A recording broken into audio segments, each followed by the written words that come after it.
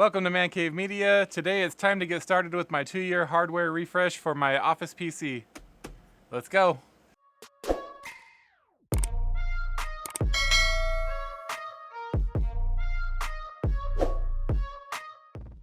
Alright, so about every 2 years, I like to do a hardware refresh of the main rig that I have back here in my office that I mainly use for gaming. And I got a little bit of a head start this year back in, I believe it was April. I did an unboxing of a 6750 GPU, and that's only because I needed my existing RX 580 for another project. And so I kind of got a little bit of a head start there. But besides the GPU, I'm also doing a few other upgrades, most notably the CPU, as you can see that Ryzen box there, and a few other things that needed attention. And also kind of an unscheduled case swap. So 2 years ago, I put my rig into the current case that I have now, which is a Cooler Master case. And there's nothing wrong with the case. It has really good airflow. It's got that mount for, it's got the spot for my optical drive, which I know most people nowadays don't feel that that's necessary, but for me, I still like to buy physical media, and I like to burn it and put it on my Plex server, and so the Blu-ray drive is necessary, and so that's a big factor when I'm buying a new case. But anyhow, that being said, there's really nothing wrong with the case that I have. It's just a friend of mine gave me a case that's a lot better, and I want to use it. So we're going to go ahead and swap the case out, but I'm also going to be, if you watched my unboxing video of that graphics card, you'll know that my current power supply is technically not big enough. It doesn't meet the recommended spec for that graphics card that I purchased. So I will be replacing the power supply, and I'll be addressing an issue that I've been having with my fans. It's a total first world problem, but a problem nonetheless. And I figured that since I was doing a case swap, I would address that anyway. So enough waffle. Let's get into what I bought, shall we? And I'll start with the star of the show. So I have here a Ryzen 5700X. Currently, I am rocking a Ryzen 3700X, so this will be a pretty substantial upgrade. It is a 8-core, 16-thread processor, and it will most likely be the last AM4 socketed processor that I purchase. The next time that I do my refresh, I will most likely be making the jump to AM5. So, last of an era there. As I mentioned, the power supply, I went with a Thermaltake Tough Power GF1. It's an 850 watt power supply, which is more than enough. I think that Power Color recommended a 750 watt power supply for my GPU.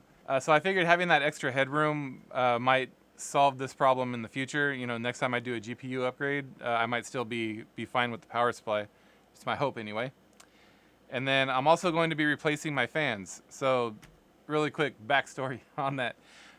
When I put this rig together, to save money, I kind of violated one of my life rules, and that is to try to avoid proprietary things. I went a little bit on the thrifty side, and I bought a set of fans, a set of Rosewill fans from Newegg.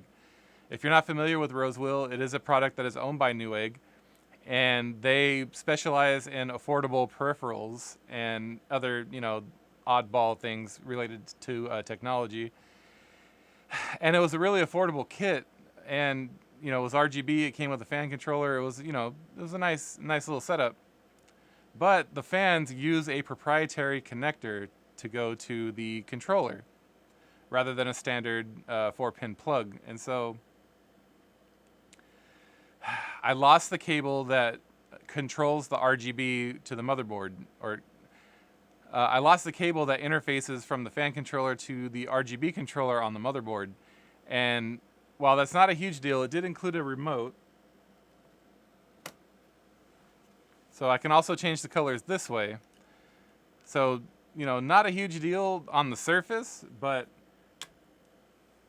in an effort to save money on my electric bill, when I'm not back here, this PC serves no purpose as far as like server related things go. So there's no need for it to be on all the time. So when I'm not using it, I put it to sleep. And every time I wake up from sleep mode, the fans reset to default, which is rainbow swirled unicorn vomit. And so I find myself, grabbing this remote and holding it at different angles and pushing the button rapidly until I get it just the right spot where the controller recognizes the signal and it changes. Very minor problem. Again, like I mentioned, total first world problem, but a problem nonetheless, and a problem that I'm going to take the time to solve. So that being said, I bought a Cooler Master RGB fan controller, and I bought these Thermalright RGB fans. These came highly recommended by a friend of mine who uses them in his build, and they are, according to him, pretty underrated. They are an affordable option, and so I decided to give them a try. They use a standard connector, so, I mean, why not? We'll give it a go. I need 6 fans total for my build, so I bought 2 boxes of them. And the case is a Thermaltake Core X9, which is why it is not on the table. If you know anything about that case, it is an absolute unit. It's gigantic. And so it's on the floor. I'll throw some B-roll up right now so you can see it. Nice little panoramic. But yeah, it's massive. And so that's part of the reason why I want to use it, because better airflow, right? And I can decorate it with shit. Stuff. Sorry, YouTube. But anyways, let's go ahead and get some of this stuff out of the box. We will start with the CPU. Have a look at it. So one of the reasons why I went with AMD in the first place when I first built the version 1 of my office rig was their promised support, and that, I mean, they've held up to their promise. Here we are. I think it's a total of 5 years later. 5 years later, I'm still using AM4. Granted, this will be the last AM4 CPU that I buy, but nevertheless, they held good on their promise. So very impressed by that.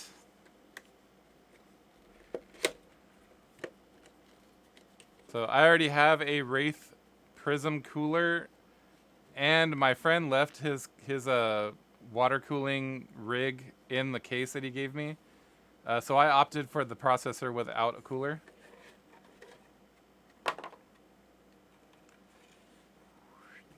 So it is very simple packaging. There she is. Nice instruction sheet, or I'm sorry, this is a certificate of authenticity, and the warranty card. Important, please read. It's probably going to say something to the effect of, update your BIOS before you install this, please. If I had to guess. Let's get this out of the way. Which I preemptively already did that. Alright, let's get the power supply out because it's a big, huge box and I want to get it off the table. Yeet. Huh. No tape. Okay. Oh my. Ah. Dropping stuff. Yeah, it's too big.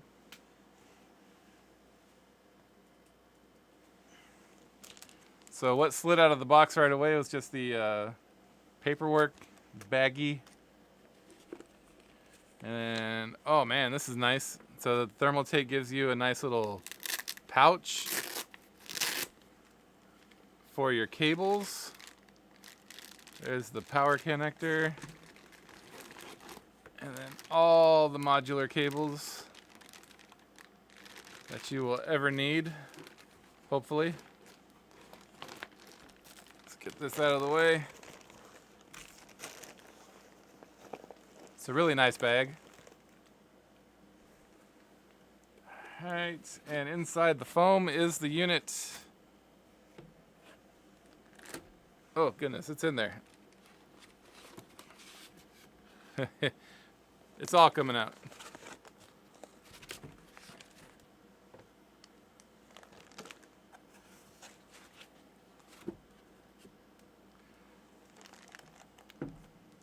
All right, get out of here. That was an awfully big box.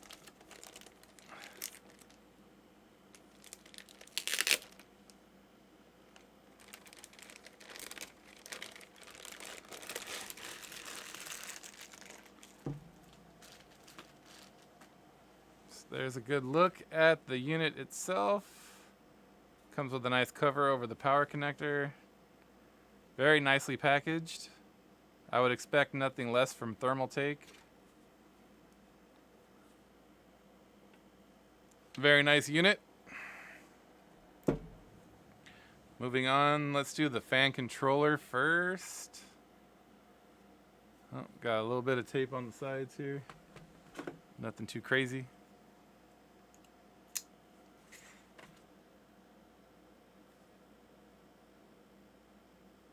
Oh man.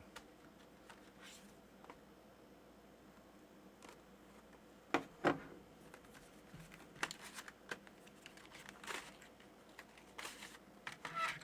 right. Here's that all-important, the all-important RGB cable, so I can interface it with my motherboard. Man, this is the root of my problem. And if the controller that came with those Rosewheel fans wasn't proprietary, none of this would be necessary. But anyways,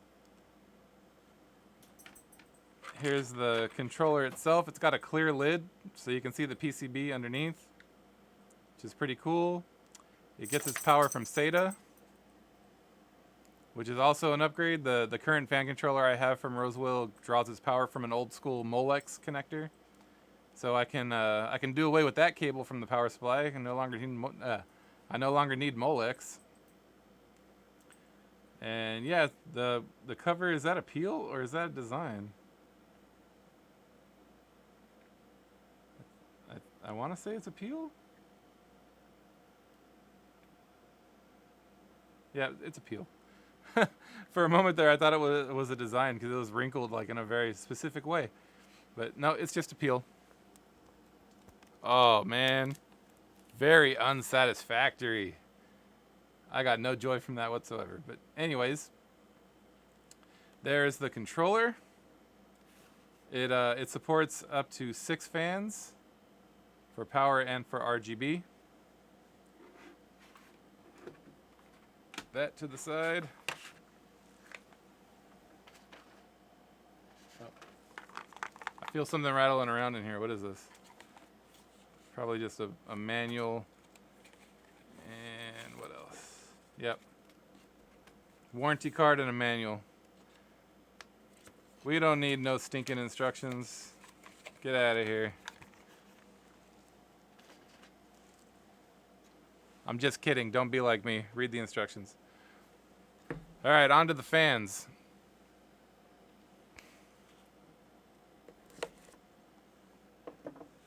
So you would think I would learn my lesson and just buy some expensive fans. But these, like I said, they came highly recommended from my friend, the same friend that gave me the case. And I trust his judgment. If he says they're good, I'm going to go with they're probably good. So, you should probably not drop it though.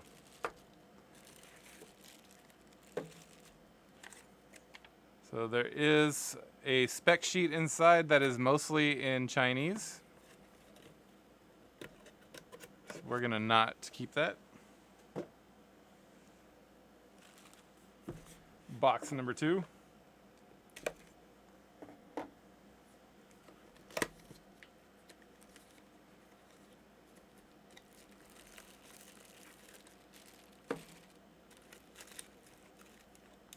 They do have some heft to them,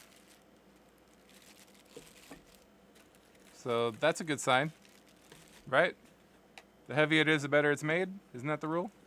Maybe? Unless it's weighted. Apple, I'm looking at you. Beats, I should say. Well, Apple. All right, there's a good look at the fan out of the package. It is a black surround with a clear blade.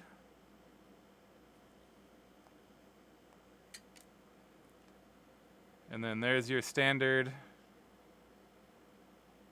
4-pin connector and the RGB connector. Thank goodness. No more of that proprietary stuff. And it is capable of being daisy chained for cleanliness, which I always appreciate that. So one thing I haven't exactly made up my mind on yet, and I'm gonna kind of decide that when I get to it. There's a fair amount of work I have to do before I get to this part, but I don't know yet if I'm gonna water cool my CPU or if I'm gonna stick with the Wraith air cooler. Like I mentioned at the start of the video, my friend did include his custom water cooling setup in the case, which was very nice of him. I'm kind of whatever about water cooling. My HTPC is water cooled. I have an AIO in there, and I've had water cooled stuff in the past. And my experience with it is, if you just get a case with really good ventilation and you get really good fans and you put a lot of them, you can maintain similar temperatures than as you can with water cooling. And so it's also, it has a lot to do with the ambient temperature around you. And if it's super hot and miserable back here, I'm not going to be back here. This thing's not going to be on. So again, for me personally, for my situation, water cooling, I can take it or leave it. If it seems like it's going to be a super simple thing to set up, when I get to that point, I'll probably try it out just for shits and grins. His tubing that he left installed there for me, it is sensitive to UV light. It will glow. So maybe I'll throw a black light in there or something and have the tubes glow. That'd be a nice little cool effect. But again, we'll cross that bridge when we get there. I have a fair amount of work to do before I get to that point. So that being said, I'm going to go ahead and start getting things installed. To save your eyeballs from bleeding, I'm not going to show a lot of this. I will record what I'm doing, but I'm going to cut a lot of it out because it's all basic stuff, man. Screwing in fans and plugging in, a lot of connectors, a lot of cable management, the power supply swap. This is all basic stuff, and so I'm going to cut a lot of it out. And yeah, we'll go from there. So let's go ahead and get started. All right. So in spite of the mess, progress has been made. I have my power supply installed, and then I swapped out the fans. So this case came with a giant fan in the front, which is good if you want it quiet, I guess, but I wanted to use the new fans that I bought, so I swapped them out. I put 2 small fans, but it comes with a massive fan in the front there. And then I swapped out the fans on the radiator, and then swapped out that fan on the rear. And here, this is what that fan in the front looks like. Look at that thing. Looks like it came off a Honda Civic. But I'm really at a point now where to continue, I need to shut down my old rig. Look at that unicorn vomit. The first world problem that I spoke about in the intro that I'm solving.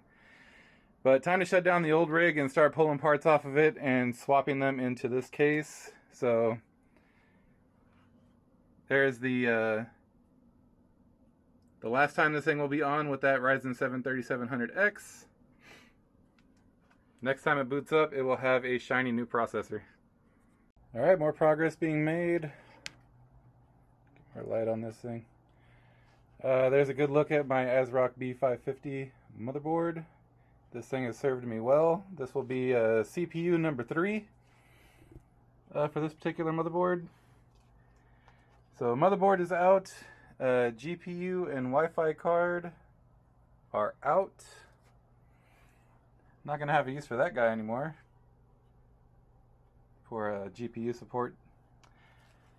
So all that's left to do now with this is swap in the new CPU, and then I believe I have to put a different backplate on the motherboard for the water block because I don't think it's that clip style. A lot of people like that clip style AMD mount. I do not. I'm not one of those people. So I'll actually, as much as I like the Wraith Prism cooler, I think I'll be pretty happy to get rid of that style clamp. But yeah, I guess we'll see. Anyhow, progress. So one thing I instantly love about the CX9 case is the removable motherboard tray. That is awesome. It's my first case that I've had that has a removable motherboard tray. And yeah, I love it. If you subscribe to my channel and you watch my videos, you've noticed that I am a larger gentleman, and that comes at a price. Working on small electronics, I hate it. So having the removable motherboard tray, that's clutch. And I got to move a couple of standoffs because I think my friend has a full-size ATX motherboard and mine is a M-ATX. And yes, I am aware that my M-ATX motherboard is going to look absolutely silly in that freaking Borg cube of a case, but oh well. All right, out with the old and with the new.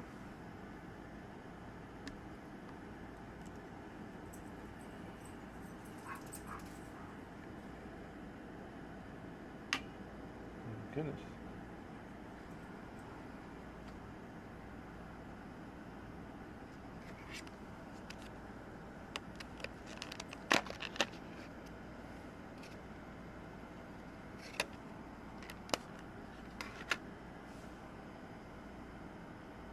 There's my new 5700X.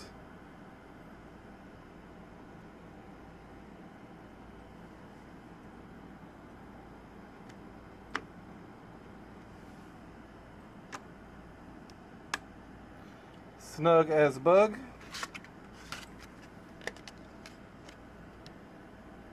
I'm gonna put this guy right here because it is going in here. It's gonna go in my HTPC. That's the next project coming up. Currently, right now, there is a 2700 in there, I think. I don't remember. But it's also getting a new case. There's a new case. I'm going from the Evolve Shift, which is a pretty cool case, but it's had a few issues, to the Tower 200. So that is the next project. So if you want to see that, make sure you subscribe to the channel. Alright, so after a little bit of confusion with the back plate and how to mount it, a little bit embarrassing, I admit, but a little bit of confusion, so I went on the website, the manufacturer's website, tried to find some instructions, couldn't find anything, and so I hit up my friend who gave me this setup, and he explained to me how the water block works and how it mounts to the back plate and all of that, and I got it figured out. So that's mounted, and the motherboard itself is mounted to the tray. So we are ready to rock and roll. Next step, get this guy back into the case and start plugging stuff in. We're on the home stretch now. All right, exciting stuff. The water block is installed, the motherboard is installed. We are looking good. And as I mentioned before, yes, I know my M-ATX motherboard looks comically small in this massive case that I've nicknamed the Borg Cube. But oh well, it'll look better once my video card's in there. I tried to do a test fire last night and it would not boot with the new CPU, so after a little bit of anxiety and a little bit of thermal paste on my fingers, I swapped out the CPU, I put the old one back in, and it booted just fine. I checked the BIOS, and it was the correct version, so I reflashed it, and then I went to the page for ASRock, and I noticed that they had another update. And I was on the correct version for the CPU, according to them, but I flashed the latest update, and threw the new CPU back in, and, I mean, voila. It is running, it's booted. I checked the temps on the CPUs, temps were fine.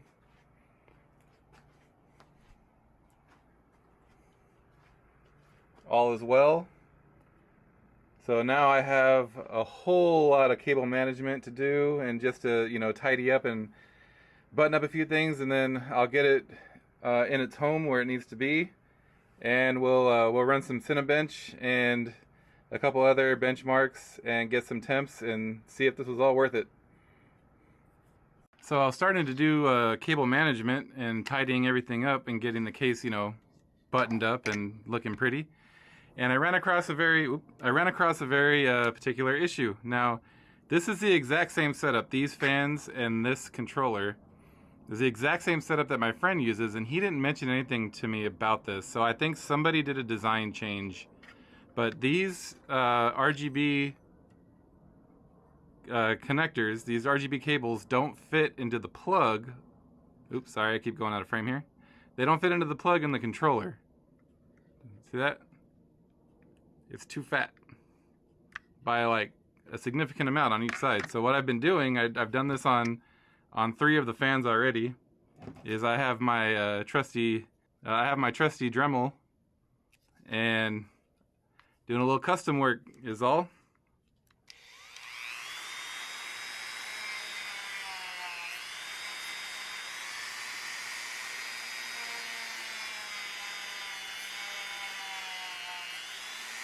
It doesn't take much.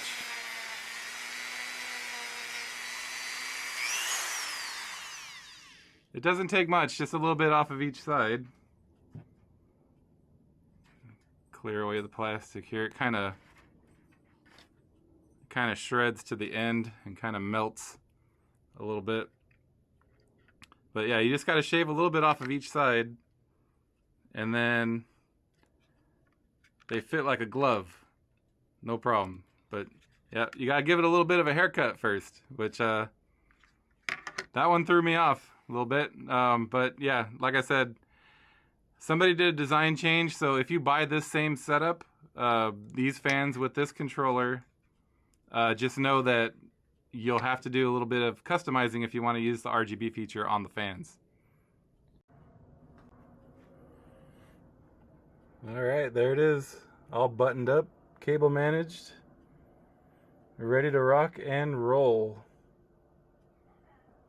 Came out pretty nice, I gotta say. So next I'm gonna run a Cinebench and see how the new CPU performs. All right, we got Cinebench up right now. CPU temp is around 54 degrees. Let's go ahead and start. CPU multi-core. Ready, set, go.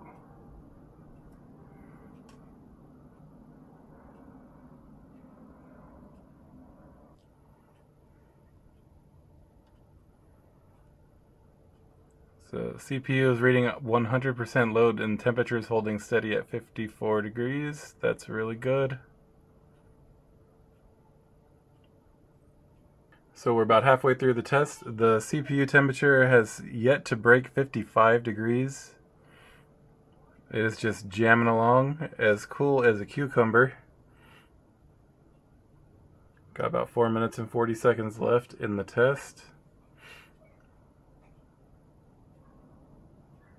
Moving right along.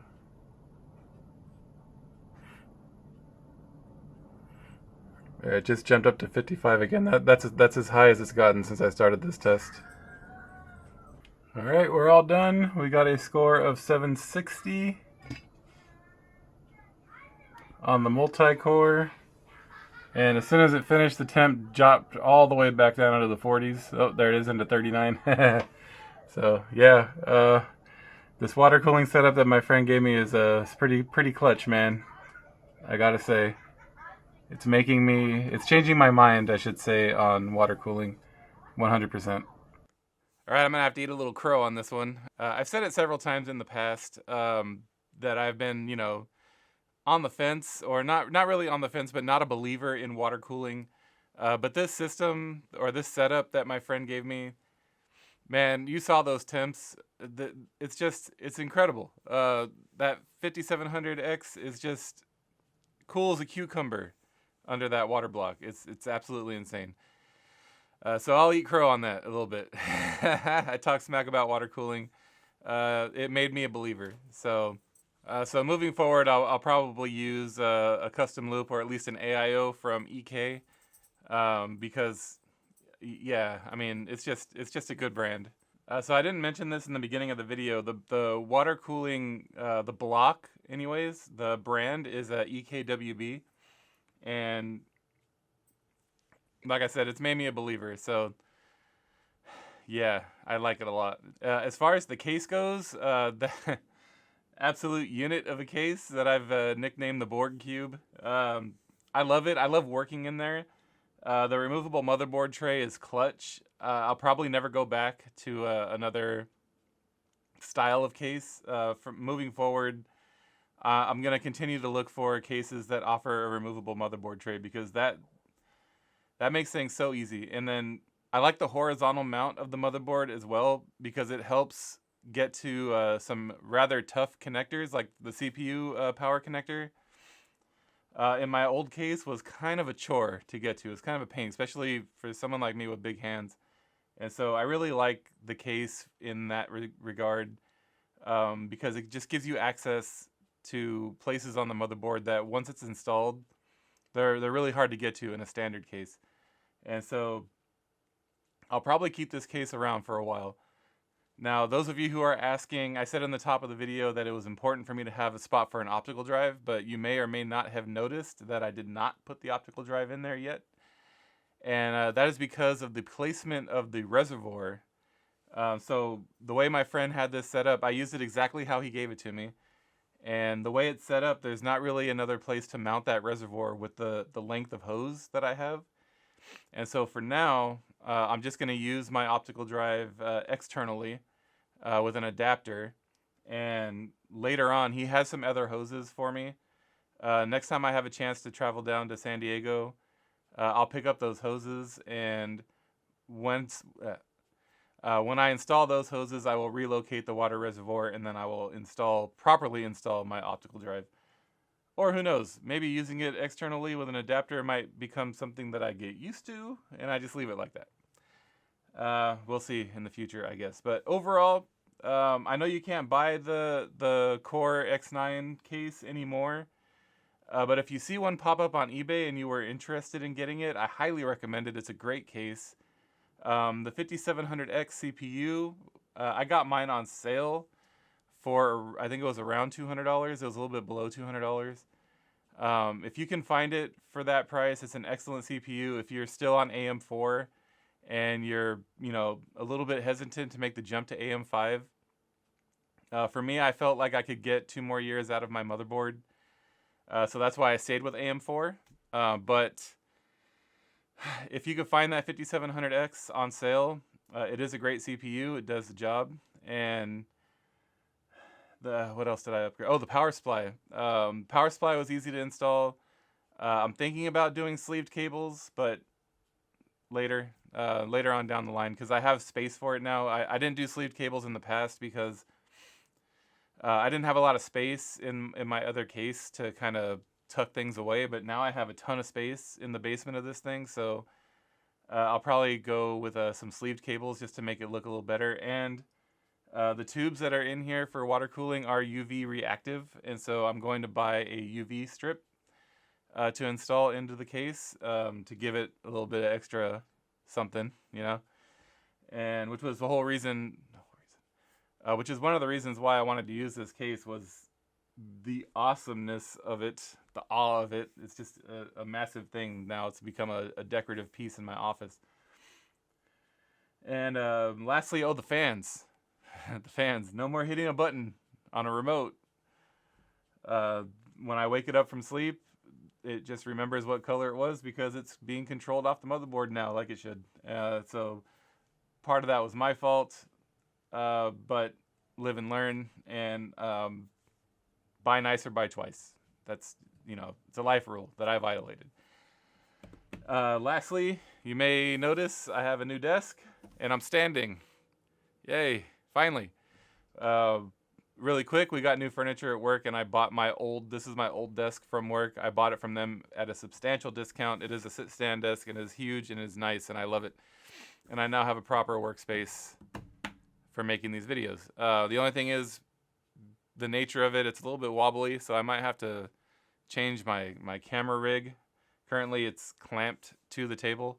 I might have to go back to a tripod setup because every time I touch the table, it's moving around. And I have a fair amount of anxiety, so when I'm on camera, I move a lot.